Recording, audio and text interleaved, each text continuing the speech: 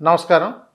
నా పేరు doctor N Subrahmanyam, ayurvedic specialist, Amrutham ayurvedic hospital, Hyderabad. ఇక్కడ కొంతమంది ఒక చిన్న ప్రశ్న అడిగారండి. అదేంటంటే ఈ యొక్క లైంగిక సామర్థ్యాన్ని పెంచే ఏదైనా పప్పులు, ధాన్యాలు లాంటివి తీసుకోవడానికి అనుకూలంగా చెప్పండి అని ఒకటి అడిగినారండి. దాని మీద మీకు చెప్తాను. ఎందుకంటే మనం కొన్ని పదార్థాలు తీసుకోకపోవడం వల్ల ఈ లైంగిక సామర్థ్యం పడిపోతుంది. ఈ విషయం చాలామందికి తెలియదు. ఎందుకంటే మనం రొటీన్గా కొన్ని రకాల ఆహార పదార్థాలకు అలవాటు పడిపోయినాం. అదేంటంటే రోజు దోశ, ఇడ్లీ, వడ, పూరి, మసాలా దోశ, ఇక రైస్తో చేసిన ఆహారము, లేదంటే మహా అంటే రాత్రి చపాతి, ఎప్పుడైనా దొరికితే కొన్ని పళ్ళు.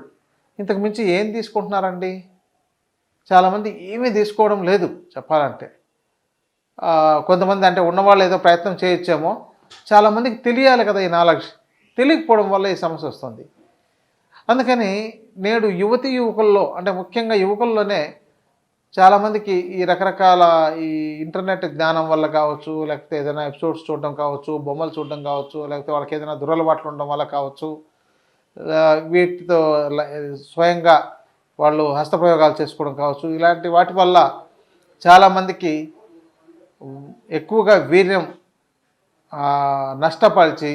నష్టమైపోయి తర్వాత వాళ్ళకి అసలైన సమయంలో, అంటే ఏ 25 ఏళ్ళకో 30 ఏళ్ళకో పెళ్లి చేసుకున్నప్పుడు అప్పటికే వీళ్ళకి 5 ఏళ్ళు 10 ఏళ్ళు ఈ రకరకాల ఈ దురలవాట్ల ఎక్స్పీరియన్స్తో వాళ్ళకు సరిపడినంత లైంగిక సామర్థ్యం లేకపోవడం అనేది జరుగుతుంటుంది.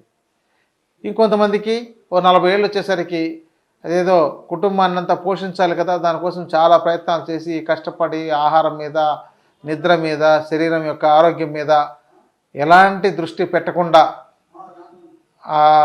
బాగా కష్టపడడం వల్ల ఒక స్థాయిలో వీళ్ళకు లైంగిక సామర్థ్యం తగ్గిపోయి ఇబ్బంది పడుతున్నారు.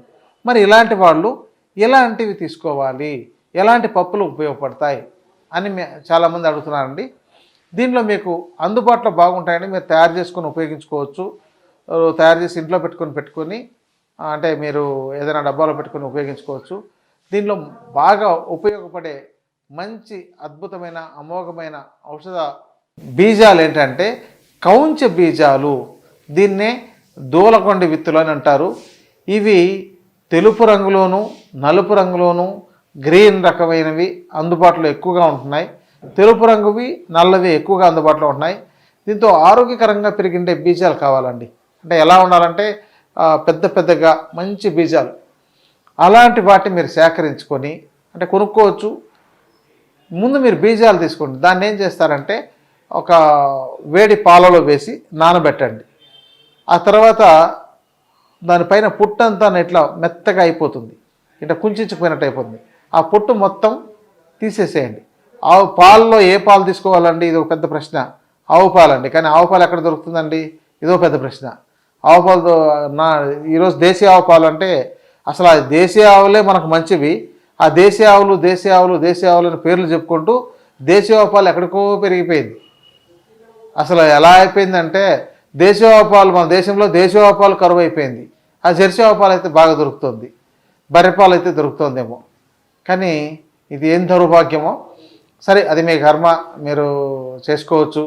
దేశీయ ఆవు పాలు సేకరించుకోగలిగితే చాలా మంచిది. మీ అవస్థలో తప్పనిసరిగా ఎక్కడో చోట సేకరించుకోండి. ఇదే గ్రామీణ ప్రాంతాల్లో ఉండే వాళ్ళకైతే చాలా వరకు ఉపయోగపడుతుంది.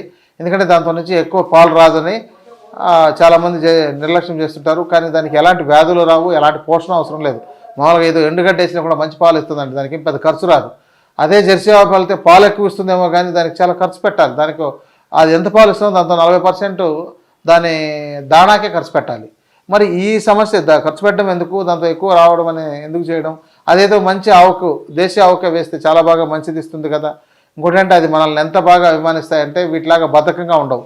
అవి మనకు చాలా సహకరిస్తాయి, మన బిడ్డలాగా మనతో పాటు తిరగలుగుతాయి, మనకు పని చేసి పెడతాయి, వ్యవసాయం లాంటి పనుల్లో చాలా ఉపయోగపడతాయి. అదే జెర్సీ ఆవులతో అయితే అలాంటి అవకాశం ఉండదు. కానీ ఇప్పుడు మైండ్ సెట్ అలా మార్చేశారు జనానికి, మార్కెటింగ్ అనేది అలా తయారైంది. కాబట్టి వీలైతే దేశీయ ఆవులను ప్రోత్సహించండి. మీకు చేతనైనంత వరకు, చేతనైన అవకాశంతో ప్రోత్సహించండి. వాటి పాలను కొనండి, వాటి పదార్థాలు కొనండి, వాటితో తయారు చేసినవి ఏమైనా ఉంటే కొనండి. ఇక ఈ దేశీయ ఆవు పాలలో ఇలా వీటిని నానబెట్టిన తర్వాత ఆ పొట్టును తీసేసి మళ్ళీ ఆ గింజల్ని దేశీయ ఆవు పాలలోనే ఉడకపెడితే చాలా మంచిదండి. ఉడికించి తర్వాత ఎండించాలి. ఎండించిన తర్వాత దాన్ని పొడి చేసుకోవచ్చు, ఇది ఒక మార్గం. లేదా ఈ ఆవు పాలలో తీసి పొట్టు తీసేసిన తర్వాత దాన్ని మళ్ళీ ఎండబెట్టేసి తర్వాత పొడి చేసుకోవచ్చు. ఉడికించగలిగినట్లయితే అది రుచికరంగా ఉంటుంది, లేకపోతే పచ్చి పచ్చిగా అనిపిస్తుంటుంది. అయినా ఎలా ఉన్నా తీసుకున్నా ఇబ్బంది ఏం లేదు. ఇక రెండవది సారపప్పు. ఇది సారపప్పు మనకు మార్కెట్లో అందుబాటులో ఉంటుంది, దాన్ని మీరు తీసుకొని ఉపయోగించుకోండి. ఇంకొకటి ఈ యొక్క గుమ్మడి గింజలు. ఈ 3 రకాలని సమాన మోతాదులో తీసుకొని ఈ గుమ్మడి గింజల్ని లైట్గా వేపుడు చేసుకొని దీన్ని ఈ మూడింటిని, సారపప్పును అయితే ఏం చేయాల్సిన పని లేదు, డైరెక్ట్గా తీసుకోవచ్చు. ఈ మూడింటిని సమాన మోతాదులో పొడి చేసుకోండి, లేదంటే కలిపేసుకోండి. ఆ గింజల్ని అట్లా తీసేసి కలిపేసుకొని మీకు కొద్దిగా ఖర్జూరం దాంతో వేసుకొని టేస్టీగా ఉండడం కోసం వేసుకొని ఒక డబ్బాలో పోసుకొని దాన్ని మీకు అవకాశం ఉన్నప్పుడు నమిలి తినండి, చాలా మంచిది. మీకు ఎలాంటి కొలెస్ట్రాల్ పెరగదు, ఇబ్బంది ఉండదు. ఈ మూడింటిని కొద్దిగా ఖర్జూరంతో కలిపి ఈ 4 ఐటమ్స్ అవుతుంది. ఈ 4టిని నమిలి తింటూ ఉంటే మీరు రోజుకు అంటే ఒక నెల 2 నెలల పాటు వాడాలండి. అదేదో వాడగానే ఉదయం వాడాడో లేదో రాత్రికి ఎలా ఉందో అని పరిశీలించుకుంటే కష్టమండి. కాబట్టి ఉదయం, మధ్యాహ్నం, రాత్రి అప్పుడప్పుడు నములుతూ తింటూ కొద్దిగా ఆవు పాలు అవకాశం ఉన్నట్టయితే రోజు తాగుతున్నట్టయితే మీకు మంచి లైంగిక సామర్థ్యం పెరుగుతుంది, మగతనం పెరుగుతుంది. ఈ మగతనాన్ని పెంచే గింజలు ఏదో చెప్పండి అని అన్నారు. ఈ మగతనాన్ని పెంచే గింజలు ఇవే. ఇలాంటి వాటిని మీరు ఉపయోగించుకొని మంచి లైంగిక సామర్థ్యాన్ని పెంచుకోవచ్చు. అలాగే స్పెర్మ్ కౌంట్ను కూడా ఇంప్రూవ్ చేస్తుంది. ఈ కొంతమందికి, చాలామందికి నేడు పిల్లల వాళ్ళలో, పురుషుల్లో వాళ్ళకి పరిశీలన అంటే ఏదైనా సెమెన్ టెస్ట్ చేయిస్తే దానిలో ఎక్కువగా వాళ్ళకు స్పెర్మ్ కౌంట్ ఉండడం లేదు. ఇది అతిపెద్ద సమస్యగా ఉంది. స్పెర్మ్ కౌంట్ చాలా తక్కువగా ఉంది. ఇంకొకటి అండోయ్, దీంతోపాటు మధ్యలో మీరు కొంచెం ఏలక్కాయ గింజలు, తులసి గింజలు కూడా కలుపుకోవచ్చు. అవి కూడా లైంగిక సామర్థ్యాన్ని పెంచగలిగేవి. ఇంకో గింజలు ఉన్నాయి తెలుసా, కోకిలాక్ష గింజలు అంటారు, తాల్మకానా అంటారు. వాటిని కూడా అంటే 6 రకాలు అయిపోయినాయి చూసారా. ఇన్ని రకాలను మీరు కలిపి ఒక డబ్బాలో ఉంచుకొని ఆ కోకిలాక్ష గింజలు కానీ, లేకపోతే అంటే తాల్మకానా గింజలు, తులసి గింజలు, ఏలక్కాయలను ఒలిచేసి ఆ గింజలు తీసేసేయండి, పొట్టును తీసేసేయండి, లోపల గింజలు తీసుకోండి. కానీ ఏలక్కాయలను సమానంగా వేయాల్సిన అవసరం లేదు. మీరు ఈ మిగతావన్నింటినీ, ఈ 5 రకాలని లేదా 6 రకాలని తీసుకున్నప్పుడు దీన్ని దాంతో 10% వేస్తే చాలు. అంటే మీరు 100 గ్రాములు తయారు చేసుకుంటే ఏలక్కాయలు ఒక 10 కాయలు తీసుకొని దాని కాయలన్నీ ఒలిచేసి లోపల గింజలు తీసి ఆ గింజలు కలుపుకుంటే చాలు. ఇంత అద్భుతమైంది, నిజంగా ఇది అమోఘమైన ఫార్ములా. కానీ దీన్ని తయారు చేసి నేను మందిస్తున్నానని చెప్పిన అమ్మేటోళ్ళు ఎక్కువ మంది తయారైపోతారు, అదో పెద్ద సమస్య. ఈ ఫార్ములాలన్నీ ఓపెన్గా చెప్పేసామంటే ఇక ఊరూరులోనూ ప్రతి వీధికి నేను వైద్యుడిని, నాకు ఆయుర్వేద మందులు వచ్చు, నేను తయారు చేసి అమ్ముతానని చెప్పేటోళ్ళు ఎక్కువైపోయారు.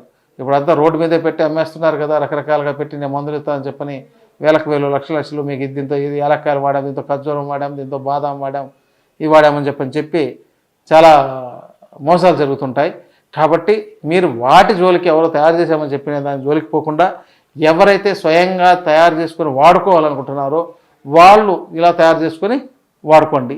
మీకు లైంగిక సామర్థ్యాన్ని పెంచుతుంది, మీ భార్యను మీరు తృప్తిగా ఉంచుకోవచ్చు, మీ కాపురంలో ఎలాంటి చికాకులు పరాకులు లేకుండా చాలా ఆరోగ్యకరంగా మంచి జీవనాన్ని కొనసాగించవచ్చు. నమస్కారం.